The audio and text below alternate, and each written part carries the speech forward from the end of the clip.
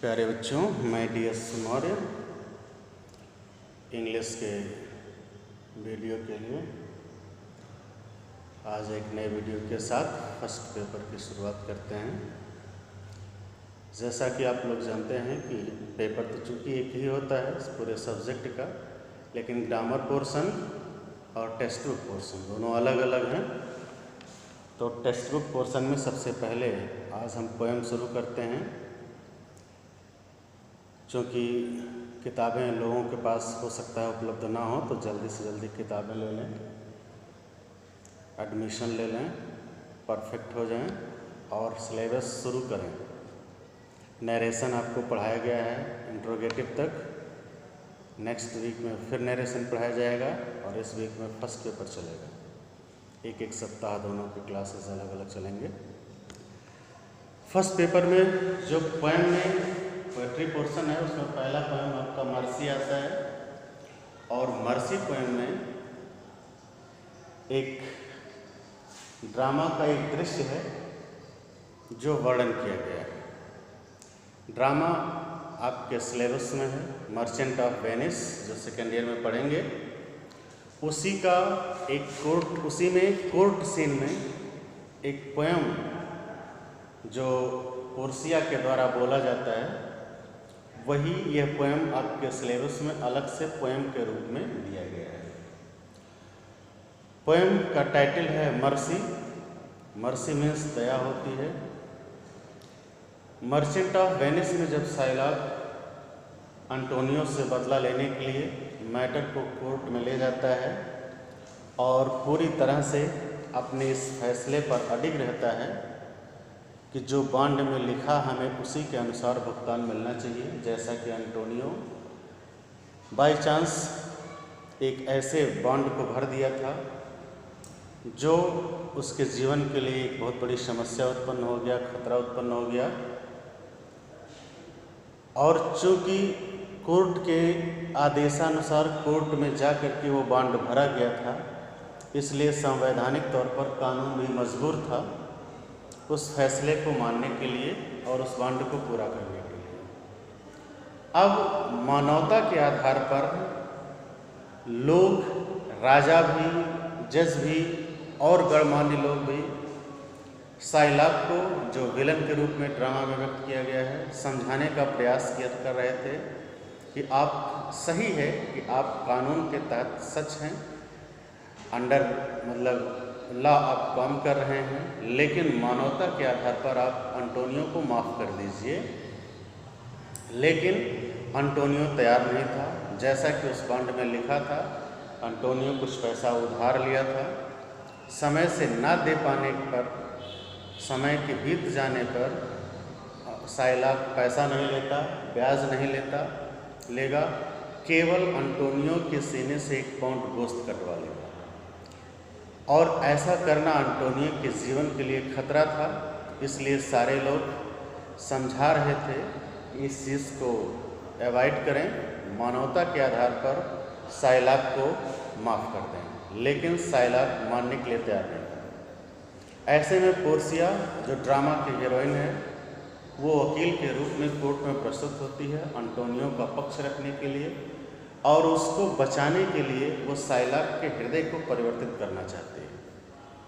और उसी हृदय के परिवर्तन के लिए उसने एक बड़ा ही सहानुभूतिक और बड़ा ही मार्मिक, कह सकते हैं, हर्ट की भावनाओं को झकझोर देने वाला एक उसने पोएम पढ़ा, और उसी के आधार पर साइलॉक के हृदय को बदलने का प्रयास करना चाहा।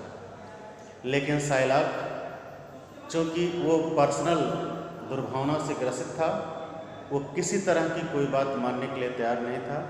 वो सिर्फ यही चाहता था कि एनी हाउ अंटोनियो की हत्या हो जाए और संवैधानिक रूप से हो, ताकि मेरे ऊपर हत्या का आरोप भी न लगे। इसलिए उसने इस कार्य को बड़े ही चालाकी से, बड़े ही चतुराई से और अपने रुपयों का रिस्क लेकर के, जोखिम उठा करके उसने कानूनी तौर पर, संवैधानिक तौर पर अपने जाल में फंसाया और हत्या करने का प्रयास किया। लेकिन पोर्सिया उसको कोर्ट में उसके हृदय परिवर्तन के लिए जो कहती है, वो इस पोएम में लिखा हुआ है। कहने का मतलब ये था कि पोर्शिया साइलाक से कहती है कि दया नामक क्वालिटी जो मानव की सर्वश्रेष्ठ क्वालिटी है, जो ईश्वर का भी गुण है, वो स्वयं स्वर्ग से आती है, स्वतंत्रता पूर्वक आती है, किसी को बलपूर्वक हम नहीं दे सकते हैं। और ये इतना अच्छा गुण है कि ये दोनों के लिए लाभप्रद होता है, जो दया दिखाता है और जिस पर दया दिखाई जाती है। उसने ये भी समझाया कि एक राजा मुकुट पहनता है, ताज पहनता है, तो लोग उसे सम्मान देते हैं कि ये व्यक्ति राजा है, सबसे अलग है। और उस राजा का सम्मान और ज़्यादा होता है जो दया का गुण रखता है। बिना ताज पहने वो राजा माना जाता है, सब लोग उसको हृदय से सम्मान करते हैं। सबसे शक्तिशाली गुण के रूप में व्यक्त किया। हाँ, मर्सी सबसे शक्तिशाली गुण है। जब कोई जज अपना फैसला सुनाता है और उसमें दया की भावना रखता है, उसमें दया मिक्स रहती है, मिली रहती है, तो उस जज के फैसले को भगवान का फैसला माना जाता है, सारी दुनिया उसको एक्सेप्ट करती है। ये सब कुछ करके उसने हृदय परिवर्तन करना चाहा साइलाक का, लेकिन फेल रही, असफल रही। साइलाक उसको मानता नहीं है। तो उसी पोएम का शुरुआत करते हुए पहला पैसेज आज आपको बता देते हैं। देखें, पोएम हमने ब्लैक बोर्ड पर लिख दिया है। चूँकि वीडियो से पढ़ना है तो आपको वीडियो में रिटन भी मिलेगा और आवाज़ भी सुनाई पड़ेगी। वैसे बुक से देखना पड़ता, कोई ज़रूरी नहीं है कि बुक से देखें। लिखा है the quality of mercy is not strength. Mercy का गुण, द क्वालिटी मर्सी का गुण इज नॉट स्ट्रेंथ। स्ट्रेंथ की मीनिंग होती है given by force. Given by force यानी बलपूर्वक दिया जाना, यानी the quality of mercy is not strength.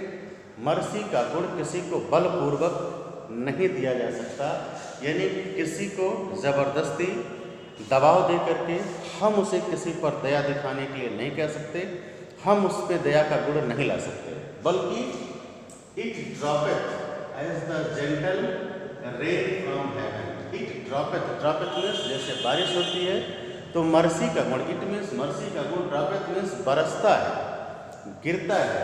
कहाँ से? The gentle as the gentle rain, जैसे आसमान से स्वतंत्रता पूर्वक बरसात पृथ्वी पर होती है जिस पर किसी का कोई नियंत्रण नहीं होता है, ठीक उसी तरह से मर्सी का गुण भी फ्रॉम हेवन, कहाँ से? स्वर्ग से व्यक्ति के हृदय में अपने आप आती है। इसको किसी के द्वारा नहीं दिया जाता, ईश्वर के द्वारा व्यक्ति के हृदय में मर्सी का गुण अपने आप भरा जाता है। अपॉन द प्लेस बीनीथ, ये इसका कटिंग दिया गया है, यानी as the gentle rain upon the place beneath dropeth as upon the place beneath, जैसे बारिश की बूंदें सज्जनता पूर्वक पृथ्वी पर गिरती हैं, ठीक उसी तरह से इस पृथ्वी पर दया का गुण भी भगवान की तरफ से आता है स्वतंत्रता पूर्वक। It is twice blessed. Twice blessed means दो तरफा वरदान स्वरूप, डबल ब्लेसिंग। जैसे कि एक कोई काम किया जाए उससे दो व्यक्ति को फायदा हो, तो ऐसे ही मर्सी का गुण ऐसा है कि दो तरफा वरदान स्वरूप है, यानी दोनों के लिए फायदेमंद है, दोनों को लाभ पहुंचाता है। किसको किसको?